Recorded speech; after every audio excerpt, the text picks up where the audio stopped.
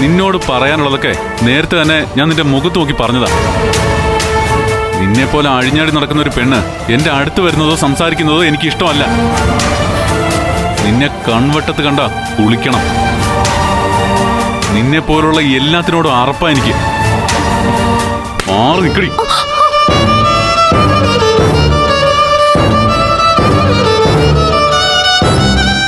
അവിടെ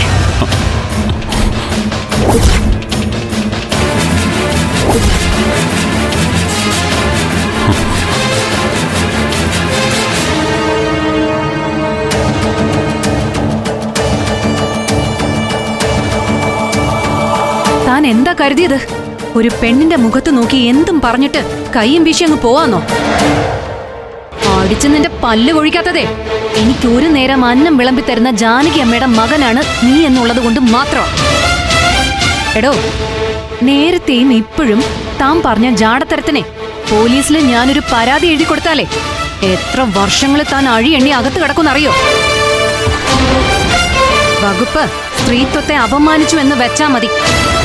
പഴയ IPC 354 അല്ലെങ്കിൽ പുതിയ BNS 98 വകുപ്പ്. താൻ നെറികെട്ടവനാണെന്നും മനുഷ്യത്വം തൊട്ട് തീണ്ടാത്ത മഹാദുഷ്ടനാണെന്നും ഉറപ്പുണ്ടായിട്ടും ഞാനത് ചെയ്യാത്തതേ എന്നെ പോലൊരു പെണ്ണാണ് തന്നെ പ്രസവിച്ചു എന്നുള്ളത് കൊണ്ട് മാത്രം. അങ്ങനെ ഒരു പരിഗണന തനിക്ക് തരേണ്ടെന്ന് ഈ നിമിഷം ഞാൻ തീരുമാനിച്ച തന്റെ ജന്മം തീർന്നേനെ. മനസ്സിലായോടോ?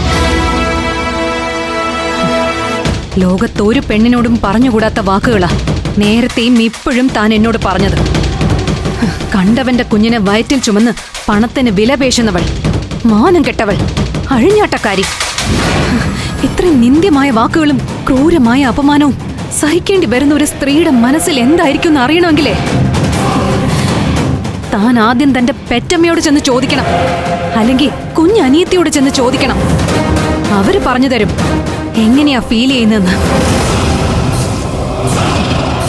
തനിക്കറിയോ, ചെയ്തതൊക്കെ ശരിയാണെന്ന് ന്യായീകരിക്കുന്നവളല്ല ഞാൻ. ഒരു വലിയ തെറ്റിലൂടെ സഞ്ചരിച്ച് തന്നെയാ ഞാനിപ്പോ മുന്നോട്ട് പോകുന്നത്. പക്ഷെ ആ തെറ്റ് എനിക്ക് പറ്റിയൊരു വലിയ കയ്യബദ്ധമൊന്നുമല്ല.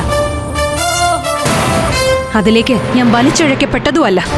തെറ്റാണെന്ന് അറിഞ്ഞുകൊണ്ട് തന്നെ സ്വീകരിക്കേണ്ടി വന്നതാ. ജീവിതമാണ് അതെന്നെ കൊണ്ട് ചെയ്യിച്ചത്. ഞാനത് ചെയ്തില്ലായിരുന്നുവെങ്കിൽ ഒരുപാട് കണ്ണീര് കാണേണ്ടി വന്നേനെ. എത്രയോ ജീവിതങ്ങൾ തകർന്നില്ലാണ്ടായി പോകുന്നത് കാണേണ്ടി വന്നേനെ ഞാൻ. തന്റെ കണ്ണില് പിഴച്ചവളായ ഈ പെണ്ണ്, പാപിയായ ഈ പെണ്ണ് കുറെ പേരെ കാത്തു രക്ഷിച്ചിട്ടുണ്ട്.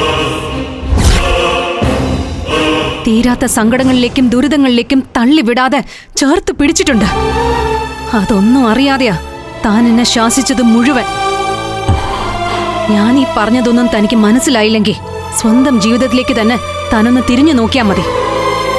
ഭർത്താവും മൂത്ത മകളും മരിച്ച ശേഷം തന്റെ ആ പാവ അമ്മ തുളസി മോളെ എത്ര യാതനകൾ സഹിച്ചാണ് പ്രസവിച്ചതെന്നും തന്നെയും ആ കുഞ്ഞിനെയും എങ്ങനെയാണ് വളർത്തിയതെന്നും ജസ്റ്റ് ഒന്ന് ഊഹിച്ചെടുത്താൽ മതി. അപ്പൊ തനിക്ക് മനസ്സിലാവും ജീവിച്ചു പോകാൻ ഓരോരുത്തരും എന്തൊക്കെ വേഷങ്ങളാ കെട്ടേണ്ടി വരുന്നതെന്ന്, എത്രയൊക്കെ ത്യാഗങ്ങൾ സഹിക്കുന്നുണ്ടെന്ന്. പിന്നെ ഒരു പെണ്ണ് ചതിച്ചതിന്റെ പേരില് ലോകത്തിലെ മുഴുവൻ പെണ്ണുങ്ങളോടും തനിക്ക് വെറുപ്പും പകയുമാണെന്ന് എനിക്കറിയാം. കഥകൾ ചിലത് കേട്ടതാ ഞാനും. എന്നാ താൻ ഒന്നറിയണം, തന്റെ ജീവിതത്തിലുണ്ടായത് ഒരു പെണ്ണിന്റെ മാത്രം ചതിയാ. അതിന്റെ പേരിൽ എല്ലാ പെണ്ണുങ്ങളും പിഴകളാണെന്ന് അടച്ചാക്ഷേപിക്കുമ്പോഴേ തന്റെ അമ്മയെയും അനിയത്തെയും കൂടിയാണ് അപമാനിക്കുന്നതെന്ന് ഒന്ന് ഓർത്താൻ നന്നായിരിക്കും. ജാനകി അമ്മയുടെ മകനാണെന്നും തുളസി മോളുടെ കൂടപ്പിറപ്പാണെന്നുള്ള ഒരൊറ്റ കാരണത്താൽ മാത്രമാണ് വിസ്മയ എപ്പോഴും തന്നെ തേടി വന്നത്. പക്ഷേ ഇനി തന്റെ ഒരു സപ്പോർട്ടും എനിക്ക് ആവശ്യമില്ല. ഒരു തന്റെ സഹായവും തുണയും ഇല്ലെങ്കിലും ഞാൻ ചെയ്യേണ്ടതൊക്കെ ഞാൻ തന്നെ ചെയ്തിരിക്കും. പോകേണ്ടടുത്തേക്ക് പോയിരിക്കും. പെണ്ണുങ്ങൾ ആണിന്റെ മുന്നിൽ കൈനീട്ടി യാചിച്ചു നിൽക്കുന്ന കാലമൊക്കെ കഴിഞ്ഞു. അതുകൂടി താൻ മനസ്സിലാക്കിക്കോ.